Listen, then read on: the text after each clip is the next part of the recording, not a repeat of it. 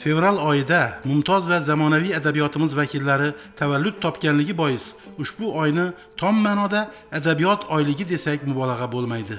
Jumladan Alisher Navoiy, Zahiriddin Muhammad Bobur, qolaversa O'zbekiston xalq shoiri Omon Matjon va taniqli eldoshimiz Matnazar Abdulhakimlar mana shu oyda tavallud topgan. Zero o'zbek adabiyotining atoqli vakillari ijodining o'rganilishi yoshlar ma'naviyatini yuksaltirishga xizmat qiladi. Xorazm viloyat pedagogik mahorat markazida ham Nazm Gulshanida 2 yog'du deb nomlangan ma'rifiy tadbir o'tkazildi. Sochilgan injudek barglarda shabnam, quyoshning nurini yel o'ynagandan, o'pib gul daftarin bulbul o'qirdi, muhabbat haqida doston to'qirdi. Esimda baxtiyor osuda kunlar, muborakbod etib baxtimni gullar, tabassum aylagan damlar esimda, sevinchdan ko'zdagi namlar esimda. O'zbek adabiyotining 2 buyuk chinori, millatimiz iftixori bo'lgan buyuk mutafakkir, turkiy tilni jahon aro tanitgan ulug' siymolar Alisher Navoiy va Zahiriddin Muhammad Bobur mirzolarni tavallud ayyomlarini nishonlash mamlakatimizda eng yaxshi an'anaga aylangan, shodiyonaga aylangan, buyuk siymolara ko'rsatilgan bunday yuksak ehtirom bejiz emas. Bir asrning 2 dahosi bo'lgan Navoiy va Bobur hazratlarining hayoti biz uchun o'rnak va ibrat maktabi vazifasini bajarsa, ularning ijodiy merosi nafaqat millatimizni, balki butun insoniyatni ezgulik bayrog'i ostida birlashtiradi. Butun dunyoni hayratga solib, insonlar qalbına, ongi, shuuruna ezgulik, insonparvarlik, saxovat va mehr, muruvvat nurini tarqatib kelmoqda. Markazimizda ham bu katta tadbirlar har yil davom etib, markazimizga malaka oshirishga kelgan pedagoglar, o'qituvchilar mazkur tadbirlardan o'zining faoliyatida, maktablarda, maktabgacha ta'lim tashkilotlarida o'quvchilarni ongi, shuuruna singdirishda muhim rol o'ynaydi deb o'ylayman. Yosh avlodni vatanga muhabbat, yurtga sadoqat ruhida tarbiyalashni maqsad qilib olgan pedagoglar zimmasiga ham katta majburiyat yuklanadi. Shunday ekan, ulug' bobokalonlarimiz hamda adabiyot namoyandalarining badiiy merosi, ijodi va hayotiy faoliyati pedagogik markazda bo'lib o'tgan adabiy tadbirda yana bir bor e'tirof etildi.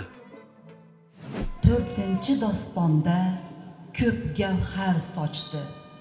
Bu dunyo tilsimlari-yu jumbog'in yechdi. Bo'lib 7 rangli 7 qasrda bu g'amli ish sirin hikoya ochdi. Shoh Bahrom asarining podshosi erur, Dilorom bir kaniz xizmatda turur. Bo'libmish aroda ozroq dilpora, necha kun vasl istab o'tmish bechora. Mamlakatimiz bo'ylab buyuk bobokalonimiz Mir Alisher Navoiy hazratlarining 585 yiliga keng nishonlanmoqda. Alisher Navoiy nafaqat o'tmish yodgorligi, balki bugungi va kelajak avlod uchun ma'naviy yo'lchi yulduz ham hisoblanadi. Men bugun Navoiyning asarlari haqida uzoq to'xtalib o'tirmoqchi emasman. Uning Xorazm adabiy muhitiga ta'siri haqida fikr bildirmoqchiman. Xususan Ogahiy bobomizning shunday Navoiy bobomizga hamohang misralari borki, bejizga Ogahiyni Navoiyga qiyos qilinmaganligiga guvoh bo'lamiz bu misralar orqali. Masalan, Navoiy hazratlaridagi "Ey sabo holim borib sarvi xiramonimga ayt, yig'larimning shiddatin ulbarga handonimga ayt" deb boshlanuvchi bayti Ogahiy bobomizda ham shunga monand misralar borligiga guvoh bo'lamiz. Lutf aylab ey payki sabo holimni sultonimga ayt, ya'niki jonim dardini ishqida jononimga ayt. Undan tashqari butun Xorazm taniqli san'atkorlar ijrosida qo'shiq qilib kuylanayotgan Nishotiyning Navoiyning Erdi radifli g'azaliga bag'ishlangan muhammasi ham tahsinga loyiq. Xush soat erdi vaqtni zamonu zaman erdi. Ul maxliqoga karamu lutfu fan erdi.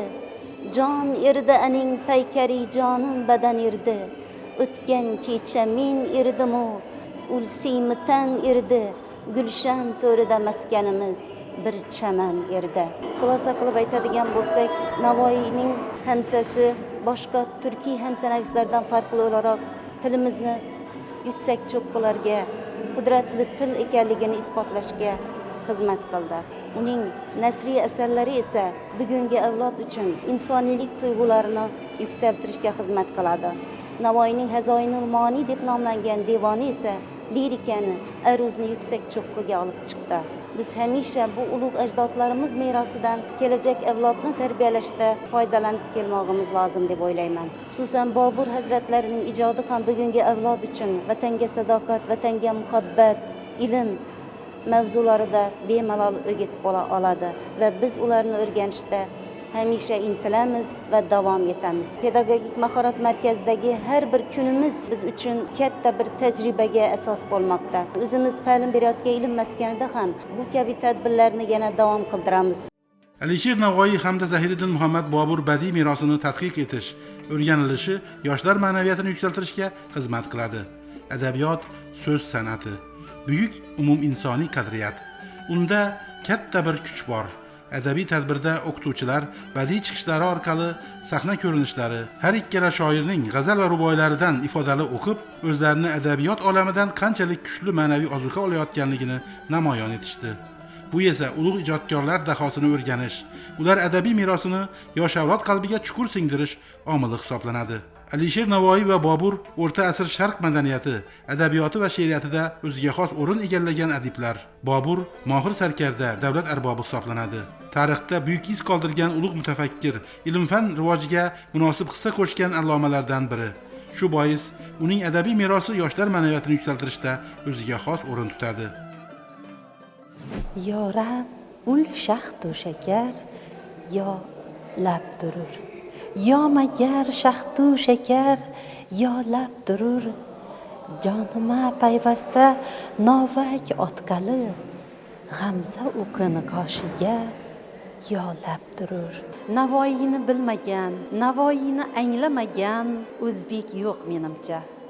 Mir Alisher Navoiy hazratlari o'zining har bir satrida millatni, xalqni, ma'naviyatini, o'zligini anglatmoq uchun har bir ko'ngilga ishq muhabbat sururini baxshida qilmoq uchun harakat qilganlar. Ona tilimiz rivojini, turkiy til ravnaqini rivojlantirish uchun bor kuch g'ayrati ila harakat qilganlar. Biz o'zbek tili va adabiyoti fani o'qituvchilari har bir darsimizda O'zbekiston deya atalgan ozod va obod yurtimizning kelajagi bo'lgan yoshlarimizni millatimizga, Navoiyimizga mos qilib tarbiyalashni o'zimizga dasturul amal qilmog'imiz lozim. So'zga chiqqanlar Boburning Hindiston va Xuroson shaharlarida amalga oshirgan bunyodkorliklari, savdo-sotiq, dehqonchilikni rivojlantirib, xalq farovonligini ta'minlash borasidagi ibratli ishlarini e'tirof etdilar. Navoiy va Bobur ijodida vatanparvarlik, yurt sog'inchi, ishq iztirobi va boshqa insoniy tuyg'ular go'zal uslubda badiiy ifoda etilganligi ta'kidlandi. Farzand ato qullig'in chu odat qilg'ay. Ul odat ila kasb rioyat qilg'ay. Har kimki anga ko'p rioyat qilg'ay, o'g'lidan anga ko'p siroyat qilg'ay. Alisher Navoiy bobomiz turkiy tilda salmoqli ijod qilgan. Hozirgi baytlarni behudaga keltirmadim, chunki Alisher Navoiy bobomizning 500 yil oldin yaratgan ushbu misralari ayni daqiqalarda, ayni kunlarda 21-asr avlodlariga ham pand, ham nasihat sifatida qabul qilinadi. Chunki rivoyatda aytilishicha, farzand otaga qanday hurmat ehtirom ko'rsatsa, o'g'lidan ham shunday hurmat ehtirom qaytadi. Xalqimizda otangga qilsang, bolangdan qaytadi degan naql yuradi. Bobur ijodi, Navoiy ijodi biz uchun ma'naviy meros sanaladi. Chunki ma'naviy merosimizni avlodlarimizga to'la-to'kis yetkazishda biz ustozlarning albatta hissamiz, mehnatimiz katta. Qadimiy adabiyot va tarix, musiqa va san'atdan yaxshi xabardor bo'lgan har ikkala ijodkor ham har doim olim va fozillar davrasida bo'ldi. Xususan ijod ahliga, kasb-hunar sohiblariga samimiy ehtirom ko'rsatib, homiylik qildi. Ularni moddiy va ma'naviy rag'batlantirib turdi. Ijod va san'at ahliga bunday mehrli munosabat aslo bejiz bo'lmagan. Buyuk ajdodlarimiz har qanday sharoit va vaziyatda ham ijoddan to'xtamagan. Natijada har jihatdan mukammal, boy ilmiy adabiy meros qoldirilgan.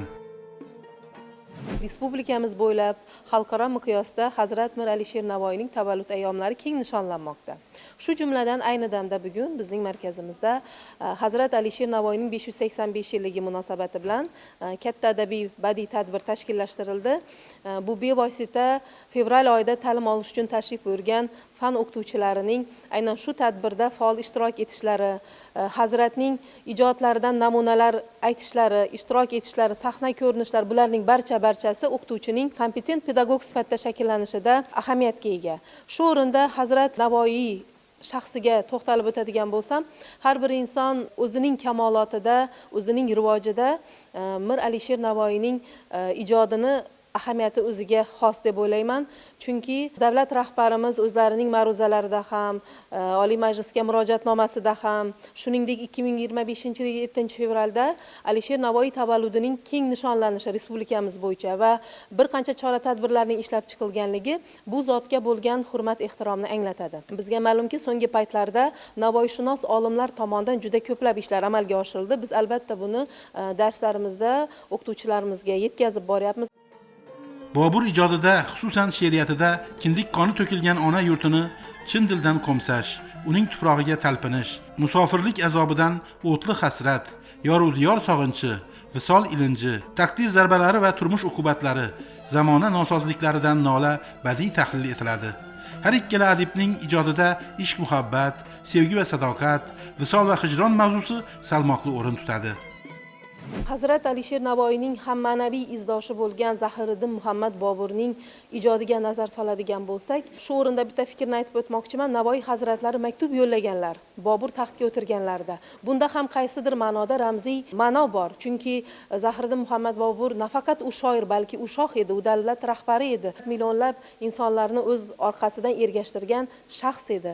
Bobur dilbar shaxs deb bekorga aytilmagan va bevosita Boburning ijodida ham Navoiyning o'rni katta. U Navoiyning izdoshi sifatida biz Navoiyning asarlarida falsafiy, tarbiyaviy ahamiyatga ega bo'lgan fikrlarni ilg'aydigan bo'lsak, bu fikrlarning bevosita uzviy davomi sifatida Zahiriddin Muhammad Bobur ijodida ko'ramiz va bevosita vatanga bo'lgan muhabbat, aynan do'stlarga sadoqatli bo'lish, har bir insonni qadriga yetish, sog'lik haqida, umuman boshqaruv haqidagi fikrlarni uning ruboiylarida, g'azallarida biz anglab olamiz va bu Bobur ijodi bevosita Navoiy ijodining uzviy davomi sifatida e'tirof etiladi va albatta bu mubolag'a emas. Va bugungi tashkil qilingan tadbir albatta bu ikkala buyuk siymo, ikki chinorga bo'lgan qaysidir ma'noda bizning hurmatimizni, ehtiromimizni anglatadi.